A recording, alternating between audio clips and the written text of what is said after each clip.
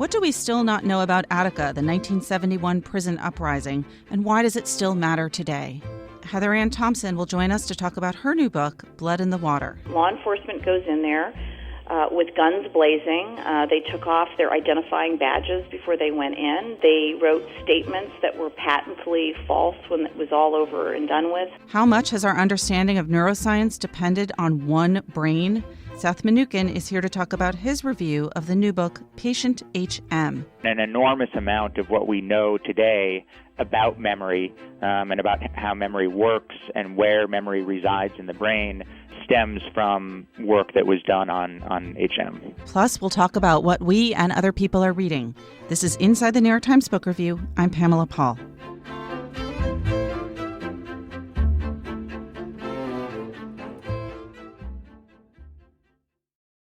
On September 9th, 1971, more than 1,000 inmates at the Attica Correctional Facility in upstate New York took over a prison, holding guards and employees hostage to protest years of poor conditions and mistreatment. 4 days later, armed state troopers and correction officers retook the prison, killing 39 prisoners and hostages and wounding hundreds of others. Heather Ann Thompson is a historian and scholar. Her book, Blood in the Water, The Attica Prison Uprising of 1971 and Its Legacy, has new information about that terrible event. Heather, thanks for being with us. Hey. So this is really a shocking book in so many ways, but it's also shocking that not everyone knows about Attica, remembers it. I imagine that's part of why you wrote the book. But for those who only think of, Al Pacino in Dog Day Afternoon or have no idea what Attica is, tell us about the Attica prison. Where was it? When was it constructed? What were things like there? Well, in the fall of 1971, almost 1,300 prisoners launched a real civil rights rebellion, a human rights rebellion within the Attica State Correctional Facility in upstate New York. And it very quickly became not just national news, but international news because it was televised. The prisoners invited the media in, they invited observers in, and they had also taken hostages to ensure that the state would negotiate with them rather than just storm the prison immediately. And in that very, very important rebellion, the demands were quite basic human rights demands. And there was negotiations for 4 days, seeming that they would continue until there was some sort of peaceful resolution. At least that's what the observers had hoped. That's what the prisoners and the hostages had hoped. And the Attica uprising becomes really headline news because the state of New York decides suddenly to retake the prison with tremendous force. The upshot of that was many people killed, nearly, almost 130 very severely wounded. And then Attica becomes sort of a mystery to most of the nation and the world because the state works very, very hard to kind of make it go away when it was very clear that the retaking had been such a disaster. I assume the retaking was not televised. No, the retaking was not, although interestingly, because there were so many townspeople and media and folks around, of course you can hear the retaking, you can hear the gunfire, and the state police itself actually filmed a great deal of the retaking. Notably later, this becomes significant because while there is much taping the police do, and you can hear shooting, you never see anyone shoot anybody. Who made that decision to retake the prison in that manner? Well, I think ultimately, of course, it's Nelson Rockefeller, who was the governor at the time. Ultimate responsibility lies with him. He had been advised by his closest advisors from his own administration on the scene that it was wise, it was time to retake the prison, but yet his own people that were serving roles as observers were at the same time making clear that if he did this, there would be a massacre, and that was their words. They had very much hoped that negotiations would continue. Now, looking at this in the context of the times, it was 1971. This was not a happy, peaceful time in America, but was the Attica prison uprising unusual? Were there other prisons that were going through this, or was there a fear that this would sort of set off a cascade of similar uprisings? Well, there's no question that this was a tumultuous period. This is really at the zenith of the civil rights movement. There's rebellions going on everywhere, including in prisons, particularly in the California prison system. And certainly Rockefeller would have argued that he had to stop this before it spread like wildfire. But what is really notable about this prison protest was that everybody on the scene, including those who were not prisoners themselves, were very clear that the conditions were horrendous, that there needed to be remedy. The hostages themselves inside of the yard go on the media and say to the governor, please help these people and basically end this peacefully. So his decision to draw a line in the sand was not a good one, considering what was at stake in that particular uprising. I think that we've heard and continue to hear many stories today about terrible prison conditions, and yet it's still shocking to hear some of the stories about what took place in Attica. I mean, just one statistic, the state spent 63 cents per prisoner per day for food. What was it like at Attica for a prisoner? Well, one of the things that might shock a lot of readers when they read the Attica story is that the conditions are so terrible, and there's such an effort before the prison protest to have this solved peacefully. There's numerous letters written. There's really an enormous effort on the part of prisoners. Just please help us solve this situation. There's not sufficient food. We have one roll of toilet paper for an entire month. The rules are arbitrary. There's severe racial discrimination, and I could go on.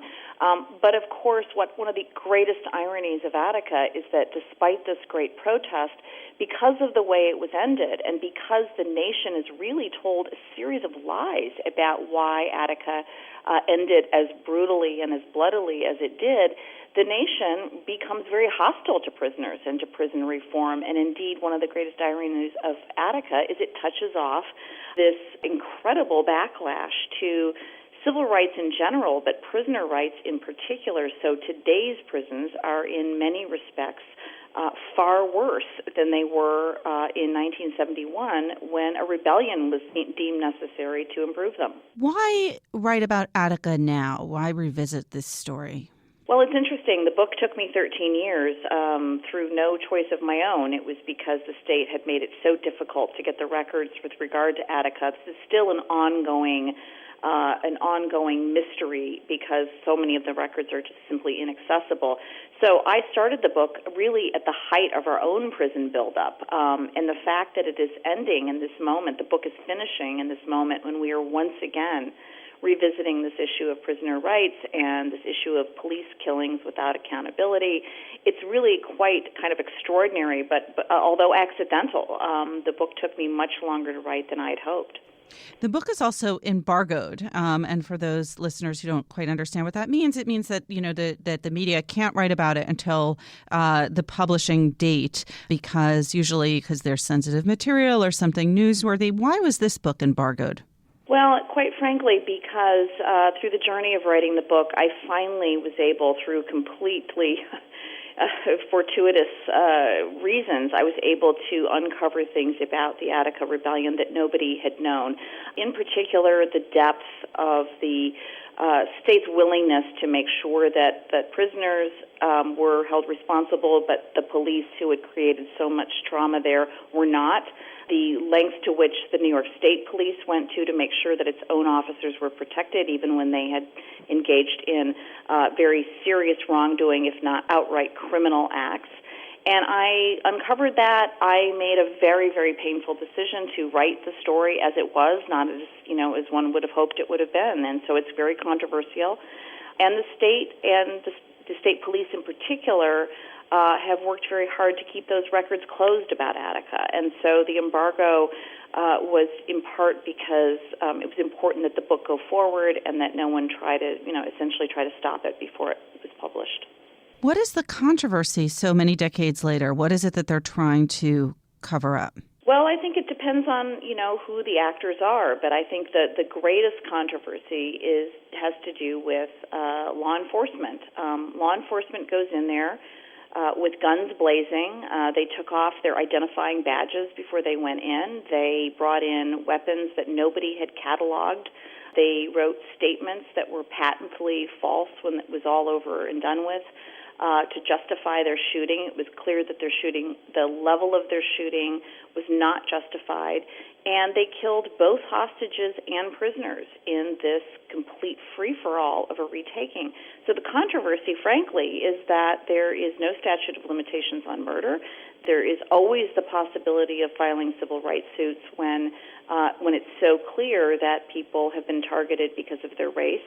And Attica is rife with stories like that, and I think that the book will undoubtedly make folks uncomfortable who, for 45 years, have kept hoping that the story would just go away. It will also, I think, probably have an impact on the reputation, the legacy of Nelson Rockefeller, who for a long time, people had this nostalgia for him as the last liberal Republican, and yet between his mandatory drug sentences and the Rockefeller laws and this, it sounds like his record on law enforcement was pretty terrible. Well, I think that's right, and I think that the connections between the Attica Rebellion and the fact that Nelson Rockefeller then passes the Rockefeller drug laws, which of course are then adopted country-wide, and create one of the most massive criminal justice buildups ever in American history, is really worth us all thinking about. And I think the other thing that this book will hopefully get us thinking about is this question of equal justice under the law as we face it again today. The fact is that Americans assume when members of law enforcement are not indicted in a given shooting or not convicted, when they are rarely indicted, the public assumes that that's because there was no evidence or because they were innocent. And one of the things that Attica so painfully shows us is that we have this long history where we do not have equal justice under the law, and that means that time and again people don't get indicted or don't get convicted, not because they did not create trauma or commit a criminal act, but because they've been protected so thoroughly throughout this process. You make a very convincing case for the ongoing importance of Attica. Heather, thank you so much. Thank you so much. The book again is Blood in the Water, The Attica Prison Uprising of 1971 and Its Legacy by Heather Ann Thompson.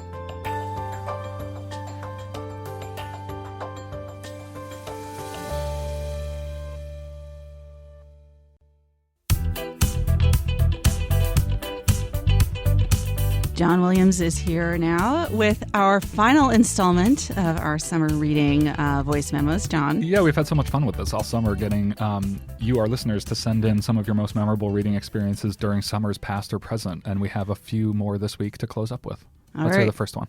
This is Nancy, and I am from Atlanta, Georgia, and here is my summer reading story. Having dyslexia, summer reading was a huge chore. I remember The Wind in the Willows was required reading early on, and my well-meaning mother took one look at the book and said I didn't have to trudge through it. I was relieved, but also wrongly assumed that reading was not for me and never would be. I did almost anything I could to avoid reading books and made a point of taking only the absolute minimum required English classes, even in college. It wasn't until I was out of college that for some crazy reason I picked up For Whom the Bell Tolls by Hemingway. I was blown away. That was 25 years ago, and I have been an obsessive reader, although not necessarily a fast reader, ever since. I feel like Nancy Smith offers a lesson in why there should not be assigned summer reading in school. We never had it. And I feel like it's a way to suck out all the joy. I didn't really have it either until I think between my junior and senior year of high school, maybe I had to read a book, but that was it. I feel like it absolutely turns reading into something that you have to do as opposed to something that you want to do. Yeah, absolutely. And in the time when you're supposed to have like a little bit of a break from school and just be a kid. Down with summer reading. Down with summer reading. We have another heartwarming one here. I'm Shelley Brisbane from Austin, Texas. When I was 18, back when books on tape were literally books on tape, 4 high school friends decided to make me one. I'm visually impaired and I've always been an avid reader, and these friends knew that I was a science fiction fan too. They wanted me to read Isaac Asimov's Foundation trilogy, so they recorded it and presented it to me in 2 shoeboxes full of cassette tapes. At 18, I don't think I had the words to express my gratitude. I loved the book, but I'll always remember the thoughtfulness and the specificity of what my friends did for me. I love that both of these women had challenges to reading that they overcame. Yes, and such nice friends. I mean, my friends and girlfriends in high school only made me mixtapes. That's right. That's and so easy. There's all kinds of hidden messages in mixtapes. Like you can put in, angry asides. All right, let's hear one more. One last one. This is Catherine Graham in Wilmington, North Carolina. My favorite summer reading memory is from 1972. I came home from college and told my parents everyone has been to Europe except me. So my father took us all. My sisters and I had a copy of The Godfather, and we read it throughout the trip, especially the part about Sonny at the wedding. We read that a lot. My father said, "Put down that damn book and look at the Alps." On the way home, my little cousin threw it out of the car window on the New Jersey Turnpike. That's awesome. So somewhere still there are the last remains of that copy of The Godfather somewhere off of the turnpike. And I totally identify with that idea of like when you're traveling and you're reading something really great and you're like, oh, wait, it's the Great Wall. I should look. Maybe look up from the book like people look up from their phones these days. Every once in a while. I just want to thank all our listeners for sending in such great memos all summer, and we'll try to come up with another fun project for them soon. I know. Really, what's it going to be? Is it going to be the book I most hated that was assigned to me but grew to love? Maybe we'll come up with a couple of other ideas and poll our listeners about what they want to talk to us about. Stay tuned. Thanks, John. Thanks, Pamela.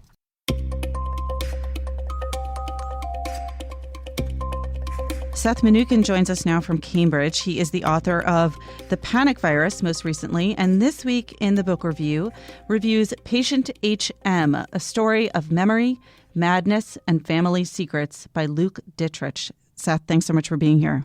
It's my pleasure. So who was Patient HM? Patient HM was probably the most famous person in the history of neurology. He was someone who had very severe epilepsy, and in the mid-1950s had his medial temporal lobes removed. And as a result, he was no longer able to form new memories. He couldn't remember more than 20 or 30 seconds in the past. And for the next half century, really, there were hundreds and hundreds of tests and experiments done on him, and an enormous amount of what we know today about memory and about how memory works and where memory resides in the brain stems from work that was done on HM. So HM, whose name was Henry Mollison, it sounds like he's in a certain way like the Henrietta Lacks of a lot of brain research. Yeah, that's not a bad comparison. Certainly, there have been other famous amnesiac patients, but because this was the result of surgery and very specific surgery, there wasn't the type of kind of global brain injury that might make it harder to figure out why a patient was having difficulty with A or B or C. Now, when Henry Mollison died in 2008 and his name was finally revealed to the public, it was a big news story, and there were books that were written about them. What's different about this book? So Luke Dittrich, the author, is actually the grandson of this surgeon who performed the operation on HM. And it was a controversial operation at the time because the surgeon did not know what part of the brain was causing Mollison's seizures. And so basically he just went in there and took a guess and took out his temporal lobes, which a lot of people were pretty shocked by. And Dittrich makes some pretty severe accusations against his grandfather, or at least insinuates that this was something that he might have been doing to sort of try and get some glory for himself by being able to map a new part of the brain. Dittrich is also, his mother was best friends and neighbors growing up with the MIT researcher Suzanne Corkin, who oversaw 3.5-4 decades of research on HM and is the researcher who did more work than anyone else on him. So this is a very personal story for Dittrich as well as being a very reported story. And that researcher, Suzanne Corkin, also died recently. Yeah, she just died in May of liver cancer. So very recently. I think she actually died probably in between when the book went to press and when it came out. And was she involved in the creation of this book? Did he interview her? Was she part of it? He did interview her, but it was, by all accounts, a contentious interview and a contentious relationship. She was always very protective of Mollison, and from the outset, and this initially started as a magazine article that Dittrich wrote for, I believe, for Esquire, and from the outset, she did not want to share a lot of details, did not like the sort of informality with which Dittrich was referring to the patient. And some of those interviews have actually been, the audio have been posted online, and it's clear that this was a pretty contentious relationship. Okay, so and there's been some controversy since the book came out about the book itself and about his treatment of Corkin in the book. What's the controversy, and how valid are the criticisms? Dittrich raises a couple of really interesting points about Corkin. One is a question of informed consent and whether someone who is in Mollison's condition could give informed consent. And he did. He was the only person signing his consent forms for about a 12-year period. Another is the fact that Corkin, for whatever reason, told Dittrich that she was destroying her files on HM because she didn't want the data to be misinterpreted. And that's a really, really shocking thing to do and a shocking thing to say. So those are two of the big ones. There are some other questions that have come up as well, but Corkin's colleagues at MIT and elsewhere have really very strongly rallied to her defense and said that there's no evidence that she destroyed any data at all. That's been one of the things they've really been focusing on. I was just going to say, if this story is sounding familiar, by the way, to our listeners, it's maybe in part because the book itself was excerpted by my colleagues at the magazine. So that's why some parts of this may sound a bit familiar. It was the magazine excerpt that occasioned this sort of outcry on the part of Corkin's colleagues. It seems to me as an instance in which you have different parties in a dispute sort of talking past each other, and the scientists are saying that Dittrich just doesn't understand how science is done. Dittrich is, I think, rightly saying that the scientists don't understand how journalism is done. Certainly, I think he had an obligation to print the fact that she told him that she was destroying files. There's no way other than taking her at her word that he could confirm that, because first of all, you can't prove a negative. You can't prove that she didn't destroy files. But he obviously can't go and inspect, 5 decades of files that he didn't have access to. So I think one thing that's unfortunate is Corkin did recently die. And I think that makes it more difficult because there's a sense that here she's getting some pretty intense criticism and is not around to respond. But I hope that in time, some of the questions that the book raises can be looked at a little bit more dispassionately, because I think there are some really crucial points that Dittrich raises. I actually want to go on a little tangent there because you brought it up, this idea that scientists will criticize journalists who write about science and vice versa, because you teach science journalism at MIT and have written a lot of science journalism yourself. I'm assuming that is a frequent point of contention when it comes to regular journalists writing about the work that scientists do. Yeah, and I think actually you're 100% correct. And I think some of it stems from this feeling from some scientists who are written about that science journalists should sort of be on their side. Mm-hmm. A kind of really fundamental misunderstanding of what journalism is. And I think the reason that comes about is because journalists who write about science a lot are pro-science in the sense that they're pro-facts and pro-truth. So there's obviously a lot of pseudoscience and people who don't believe in science. Or don't understand it. Or don't understand science, exactly. But that doesn't mean that it's a journalist's responsibility to make sure that science is always portrayed in a good light or that it's infallible, because it's obviously not. And so that is something that comes up a fair amount. And one thing that I think is interesting is Dittrich is not someone who comes from the science writing community. And I think it's interesting that he's the person raising these questions. For me, it makes me think about how just whenever you have a reporter who's covering a beat really closely, those relationships can get tricky, because obviously you are writing about that person, but you also get to know the person, and depend on that person for tips and access and everything like that. If you look in the last couple of years at some really big stories in science, a lot of them have been written by people who are newer to that community or don't have, 10 or 20 years experience. Another example is a series of really, really severe sexual harassment allegations at universities around the country. And those stories have been broken in large part by a reporter at BuzzFeed who's a phenomenal reporter. Who is that? We should call out that person. It's Azine Ghorashi at BuzzFeed, and she's really has been doing phenomenal work. And the thing that's striking about that is a lot of those stories were not exactly hidden. I mean, these were sort of open secrets in these labs, and in some cases in the entire community that they were happening. And yet it took someone who writes about science a lot, but in some sense is coming from the outside to bring those to light. And I think we're seeing a little bit of that in Patient HM. As a reader and also as someone who practices science journalism, did you feel like Luke Dittrich's personal ties to this story, his grandfather being the surgeon who operated on Henry Mollison and his mother having been good friends with Suzanne Corkin, the researcher who worked on his case, did you feel like that added to the story? Did it detract? Did it make you feel suspect? Overall, did you feel like you were getting an important or a different point of view or insight here? Yeah, I did, actually. I think that it definitely added to the story because, especially with his grandfather, he's grappling with some really, really difficult stuff. And he compares his grandfather's actions to those of Nazi researchers during World War II.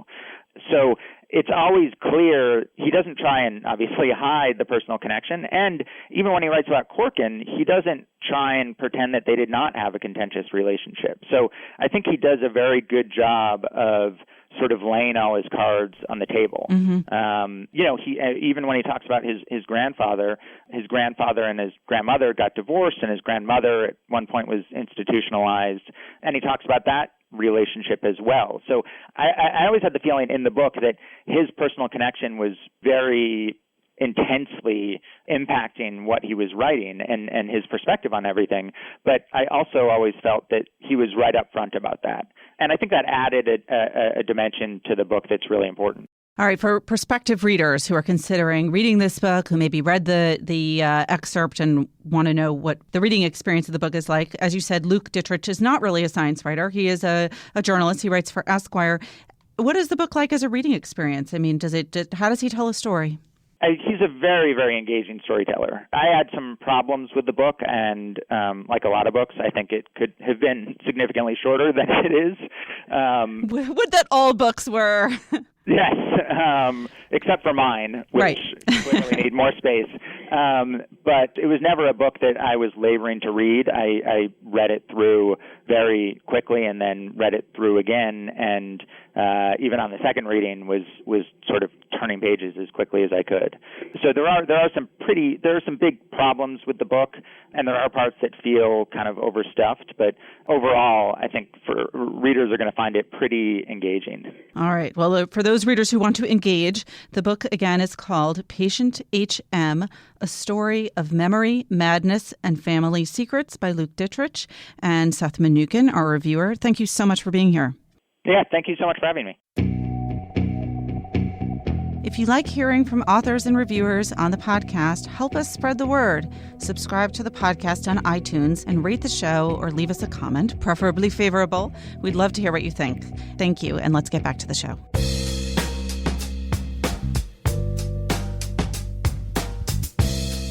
Greg Cowles and John Williams join us now to talk about what we're reading. Hi, guys. Hey, Pamela.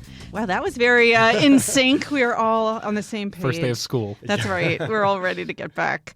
John, what are you reading? I read 2 novels this week, one of which everyone has heard of, and the other probably not many have. The one that not many have is called Absolute Beginners. It's by a British writer named Colin McInnes. Wait, is that the one that was turned into a movie? It was the turned same into name? a movie, yeah, which I haven't seen. And Patsy Kensit and David Bowie. Yeah, the big David Bowie song. And the friend who recommended this to me is British and hates the movie, but loves the book. It's kind of a cult classic in Britain. I don't think many people here have even heard of it. It's about a teenager in the late 1950s in London who knows all these sort of underground characters, and it's really about, the 50s kind of turning into the 60s. And there are race riots and there are jazz clubs and there's a lot of humor. And there's also a lot of great writing about sort of the consolations of living in a city when you're young and feeling a little adrift. It has sort of echoes of, the American version might be The Catcher in the Rye, but this is a little more for adults. You can't really see young school kids reading this book. It's a little racier. There's some outdated slang about race relations, but that's kind of the point of the book, is that, it's really about him sympathizing with the underclass in London and living in these kind of dodgy neighborhoods, but that he loves and that he gets a lot from their culture. So that was a fun read, and I'm glad I finally got to it. The other book that I finally got to was The Great Gatsby, which is obviously Never read that book? Very late in life to be reading it. I started it a couple of times when I was much younger, probably including whenever it was assigned in school. One of the things I realized, because there's not much to say, obviously, about it's pretty good. Right. Is your junior high school teacher listening now to know that you never actually finished that assignment? Yeah, retroactively get a C on that paper instead of a B or whatever I got. The writing is amazing, and the last page in particular, I knew the last sentence backwards and forwards before I even read it, of course. But just the last few paragraphs of the book are among the best things I've ever read. But I just can't imagine reading this book before I was even in my mid-20s and appreciating it on the level that one should. You want to read one of those paragraphs to us? Sure, absolutely. Well, there's one in particular that I think is incredible. So I think most people know the context. So sorry, we're giving away the ending, people. Warning, warning. Well, this is the fourth to last paragraph, which I think I found the most impressive. Most of the big shore places were closed now, and there were hardly any lights except the shadowy moving glow of a ferry boat across the Sound. And as the moon rose higher, the inessential houses began to melt away until gradually I became aware of the old island here that flowered once for Dutch sailors' eyes, a fresh green breast of the New World. Its vanished trees, the trees that had made way for Gatsby's house, had once pandered in whispers to the last and greatest of all human dreams. For a transitory, enchanted moment, man must have held his breath in the presence of this continent, compelled into an aesthetic contemplation he neither understood nor desired, face to face for the last time in history with something commensurate to his capacity for wonder. Speaking of childhood, I grew up on East Egg, and so I always felt like it was just like a town obligation to read and enjoy that book. But I now feel bad because I would never look out on the bay and have those sort of thoughts. I grew up, yeah, who does? It's incredible. I grew up near the South Shore of Long Island, and we were more into sort of pro wrestling magazines. So now we know why you didn't read it. Exactly. That paragraph actually reminds me of a book that draws very much on the influence of The Great Gatsby, which is Joseph O'Neill's Netherland. And there's a moment in that book where the protagonist is taking a train up the Hudson River Valley, and he's looking at the Hudson and casting his mind back to before it was settled and when the Native American tribes lived there. That's and kind of thinking of it in its pastoral wilderness. And it very much an allusion, I think, to that paragraph. Surely, yeah. What were you reading, Craig? This week I've been reading a book that I picked up kind of out of idle curiosity, and I've just gotten completely sucked in. It's a lot more riveting than I expected it to be, and that's Max Frankel's memoir, The Times of My Life, and the subtitle is And My Life at the Times. Max Frankel, of course, is a former executive editor of the New York Times, and he spent almost 50 years at the Times, starting out as a reporter and making his way through the editing ranks until he was finally the executive editor. And, the Times are going through a lot of changes. I was going to say, has anything changed since then, Greg? That book was published in 1999. And what's fascinating, yes, of course, quite a lot has changed. And the Times is contending with a lot of cultural change, a lot of technological change right now, trying to figure out a path through, obviously, the internet. And so things that he never had to think about. And yet, toward the end of that book, when he talks about the problems that he faced at the end of his tenure, the business problems and the direction he was trying to take the Times in, it's remarkable, almost 20 years after he wrote this book, how relevant the stuff that he was going through is to what the Times is going through right now. He talks about declining advertising, the end of classified advertising, basically, because the real estate market had crashed, the shrinking profit margins, and the desire to reshape the Times as very much a national and international paper instead of just kind of a local parochial. He talks about not putting subway derailments on page one. But before he gets to all of that, the book opens with his family's desperate escape from Nazi Germany in 1939. How old is he? He was born in 1930. I think he's 8 years old at the time that all of this starts. And he takes you step by step through the nightmarish bureaucracy of it all. And everyone talks about the Nazi bureaucracy, but it's just government bureaucracy in general, the steps, the paths that they had to navigate in terms of border crossings, in terms of passports and visas, and kind of nobody wanted them. Nobody wanted to claim them. So they left with special passports that Poland issued. They were born in a part of what's now, I think, Ukraine, but at the time, in between the wars, there was this whole question of what was Germany, what was Austria, what was Hungary, what was Poland. And so it was this kind of no man's land. And Poland finally issued them passports that were essentially no man's land passports. They were just white passports, passports issued to strangers or to guests because they had no country to call their own. Lots of begging and kind of camping out in consulates to finally secure their visas.